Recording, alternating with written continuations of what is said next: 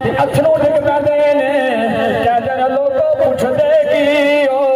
साडी बादशाहियत लुट गई मैं कहा शाहिद साहब अज तुसी भी आंसू बहांदे हो आपदे अब्बा हजूर दा फैज तुहानू मिलने आए जिहदे जिहदे पाप मर गए ने पाप खांदे हो गए बंदा पुटड़ा हो जाए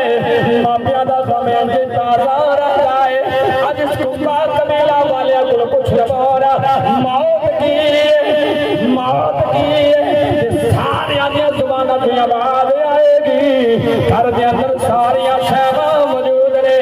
घर दिया सारिया सहूलत मौजूद ने लेकिन जो घर के चार चफेरे नजर उड़ाने वो घर की रौनक दिल बाग साहब नजर आते कोई नहीं वो जहान वाले एक कबीला वाले को जवाब देते जो दिल बाग साहब अखा के सामने नजर आते कोई नहीं सानू सारी दुनिया उजड़ी उजड़ी पी नजर आती